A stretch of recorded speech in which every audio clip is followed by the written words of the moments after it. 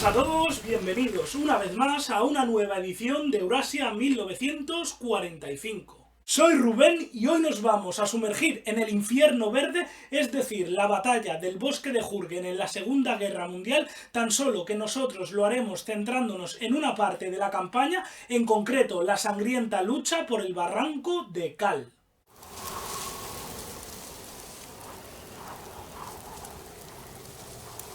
En el otoño de 1944, la situación en el frente occidental europeo había pasado de ser optimista para los aliados tras la liberación de Francia y de Bélgica a ser justamente todo lo contrario tras el fallido intento de ocupar Holanda durante la operación Market Garden, la cual había concluido en una catastrófica derrota anglo-estadounidense con decenas de miles de bajas. Durante este periodo, el único avance significativo había sido la conquista de la ciudad de Aquisgrán, la primera gran metrópoli de Alemania en caer en manos de Estados Unidos, pero salvo por este triunfo puntual, las tropas aliadas habían fracasado a la hora de asaltar la frontera alemana, custodiada por la temida línea Sigfrido, que incluía redes de kilómetros de trincheras, búnkers, trampas y los famosos dientes de dragón que actuaban a modo de barreras anticarro. En este contexto, el alto mando aliado se propuso buscar una ruptura del frente occidental por el sector del bosque de Jürgen, un perímetro arbolado y abrupto de 18 kilómetros de largo por 8 kilómetros de ancho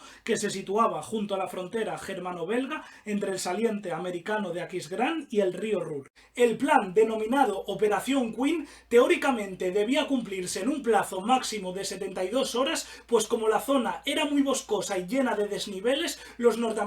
jamás pensaron que los alemanes se preocuparían en fortificarla. Esto, por supuesto, fue un error que pagarían muy caro, especialmente en uno de sus puntos más peligrosos, que era el del barranco de Kall. Veamos. A las 9 de la mañana del 2 de noviembre de 1944 comenzó la batalla del bosque de Jürgen cuando la 28 División de Infantería estadounidense al mando del general Norman Cota, el vencedor de la playa de Omaha en Normandía, se abalanzó sobre la densa masa forestal bajo el apoyo de una pantalla de piezas de artillería que arrojaron 7.000 descargas. Inicialmente los alemanes se vieron sorprendidos y a media mañana perdieron el control de Bosenac, mientras que al día siguiente, el 3, los batallones norteamericanos y sus tanques ocuparon las localidades de Commerceit y Smith. La problemática a partir de entonces fue que tanto por delante de los tres pueblos tomados como también en los flancos de los bosques, los alemanes eran los dueños de la situación al estar agazapados entre las arboledas y las colinas. De hecho, para continuar con la ofensiva era necesario tomar y mantener el barranco de Kall, una depresión hundida en medio de la meseta por donde discurría el río Kall, que estaba rodeado de abruptas colinas y quebradas, todas cubiertas de un oscuro bosque de coníferas y abetos con troncos de 30 metros de altura. Sobre esta barrera natural, los alemanes habían instalado fortines, excavado trincheras y tendido alambres y concertinas, además de haber minado la única ruta transitable para vehículos, consistente en un estrecho y serpenteante camino embarrado de 3 metros de anchura. Al acceder los soldados al barranco de Kall, bastantes carros se perdieron por las minas en mitad de la pista, como también los vehículos que quedaron clavados en el barro o despeñados, sin obviar con las decenas de soldados que murieron a manos de los francotiradores en los bosques adyacentes o de los proyectiles que impactaban en las copas de los árboles liberando astillas.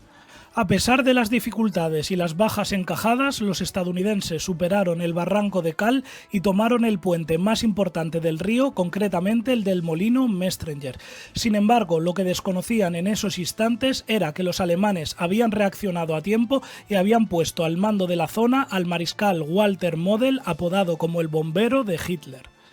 Model había demostrado ser el mejor general de Alemania en el ámbito defensivo, ya fuese por haber frenado al ejército soviético en la Operación Marte durante la batalla de Rizef de 1942 o haber hecho fracasar la invasión de los aliados a Holanda durante la Operación Market Garden. Por eso mismo no dudó en trasladar a la 116 División Panzer al sector y tratar de cerrar una trampa sobre los norteamericanos. Gracias a su experiencia en todo lo relacionado con la defensa, enseguida supo ver el potencial del barranco de Kall en el área de Jürgen, pues utilizando los bosques debidamente en los flancos y cayendo con sus granaderos sobre las tres localidades de Bosenac, Commerceit y Smith, un gran número de unidades enemigas podrían ser empujadas contra las quebradas y gargantas en el sector central para acto seguido quedar atrapadas y ser destruidas una a una. De este modo fue como Model dejó de ver al Barranco de Cal como si fuera un inconveniente, pues hay que recordar que allí estaban los estadounidenses atrincherados a modo defensivo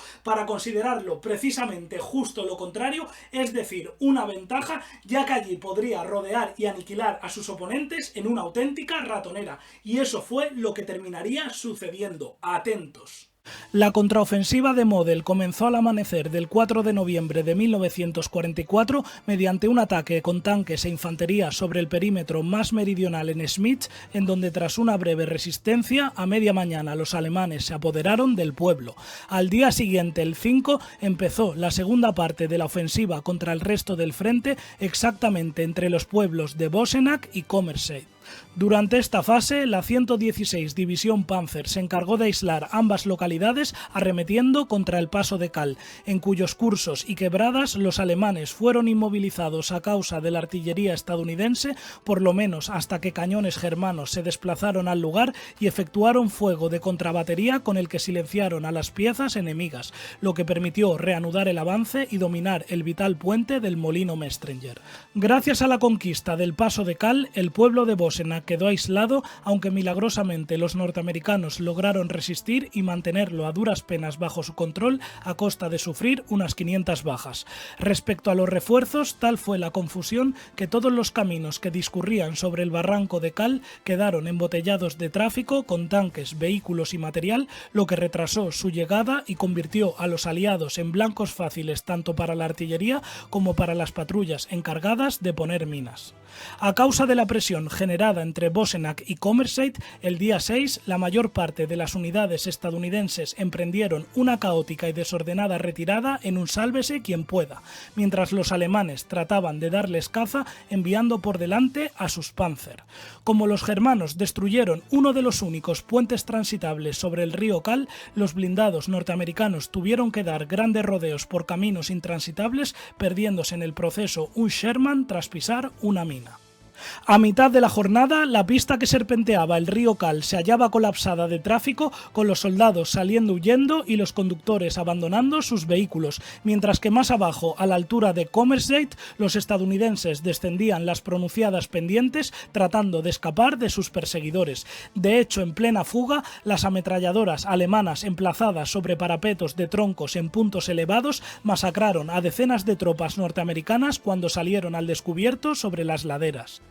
Al día siguiente, el 7 de noviembre, justo al poco de ser ocupado el pueblo de Commerseid, un contingente de 150 soldados alemanes y 5 tanques de los modelos Panzer IV y Panther empujaron a los últimos supervivientes sobre los bordes del barranco. Contra todo pronóstico, los escasos norteamericanos aguantaron a los germanos en las colinas boscosas con la ayuda de los 3 últimos tanques Sherman, 2 de los cuales fueron destruidos, aunque el único indemne, el del teniente Raymond Flake, se las apañó para acabar con 2 Panzer IV y un Panther. También la infantería liquidó a otro carro, mientras que el último fue abatido por un oportuno cazabombardero P-47 Thunderbolt venido del cielo. A pesar de todo, muy pocos fueron los que escaparon del Barranco de Cal, entre ellos el teniente Raymond Flake con su Sherman, pero no 260 soldados que cayeron prisioneros de los alemanes. Solamente en el Barranco de Cal causaron baja más de 2.000 tropas norteamericanas, además de perderse 15 de los 16 tanques Sherman disponibles en un principio.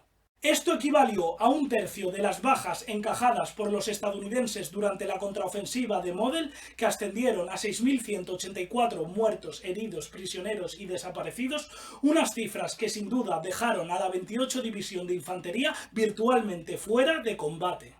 La batalla del Bosque de Jürgen fue una de las derrotas más sangrientas sufridas por Estados Unidos en la Segunda Guerra Mundial, la cual encima se prolongaría otros 3 meses más con muchísimas más bajas y produciéndose tímidos avances como la conquista de la ciudad de Düren sobre el distrito, aunque jamás los norteamericanos controlarían la masa forestal hasta una fecha tan tardía como febrero de 1945, cuando los alemanes simplemente se retiraron al colapsar por otros puntos el frente occidental.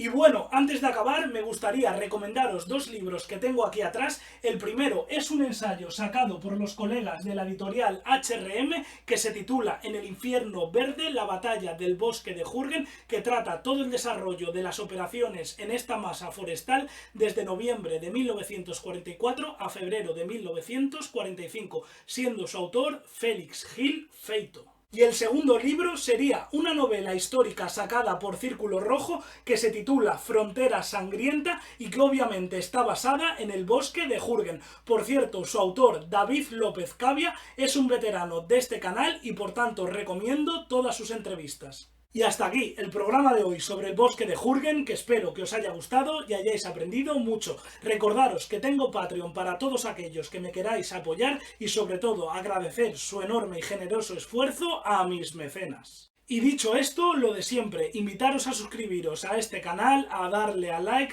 a dejar vuestro comentario en la caja, a compartir el vídeo y sobre todo a visitar mi página web www.eurasia1945.com. ¡Adiós!